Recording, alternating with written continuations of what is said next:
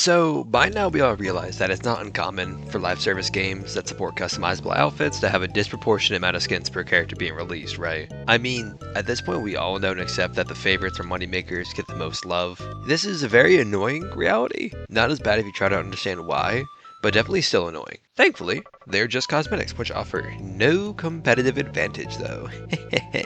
Right? I'm not going to over-explain it.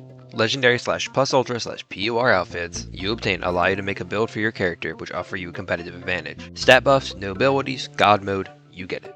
These outfits have predetermined limits and values on which boosts can be applied to your character, meaning you need a specific outfit if you want to run a specific build. For example, if you wanted to run Sisterly Disposition and Invalidated Overhaul for a gimmick build, you would need to run the Heat variant of his formal suit. Alright, another theoretical. Say you somehow like this build on Overhaul of all characters, and ask how you can put it on a melee-based character like Mount Lady. Which outfit would I tell you to use? Okay, let's take a look. Odd. Interesting. It's not possible. Let's use Overhaul as an example. Again, so before last season, hit a whopping 1.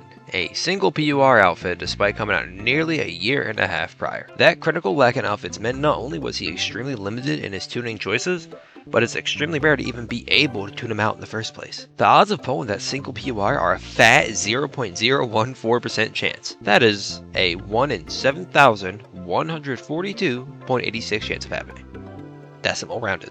The verdict is, unless that outfit's odds are boosted on the banner and you can get it through pity, you're not getting it. With this in mind, you'd imagine that every character has a nice selection of outfits to use so they can all be the strongest form of themselves, right?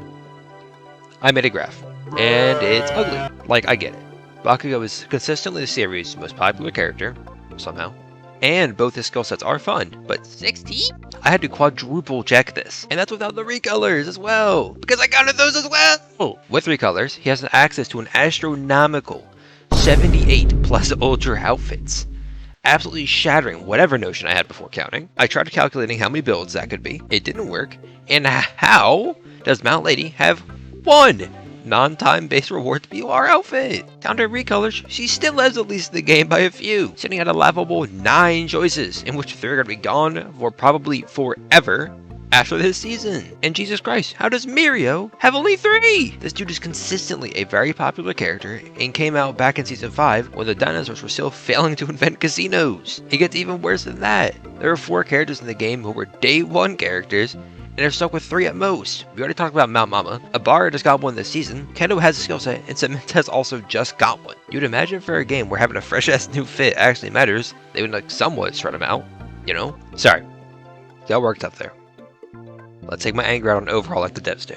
As a character, Support Overhaul has been consistently one of the weaker / weakest characters since his original batch of nerfs from Season 7. And as someone who played him both before and after getting a Season 14 PUR, he really needs it. Every character gets better with tuning, obviously, but some get a noticeably larger power increase compared to others. Like, Abara becomes a pretty strong threat with Reinforced Revive, Space Hop, and or Wall Runner, and Tech Dobby kinda just Tech Dobbies it, you know? Overall falls to the category of characters who needed to keep it above water, like a Yellow Ijiro and Strike Shiggy. Special Action Reload on Support Overhaul is one of the coolest builds in the game, honestly. He turned into an actual raid boss. Quirk Factor Release, Wall Runner, Willpower, and Extra Wind are all examples of tuning which are great on Overhaul because they synergize with this kit really well. That being said, without a PUR outfit, he just doesn't get any of those fun or cool ideas to tinker with. Alright, verdict is, there's a problem with outfits in the game, man.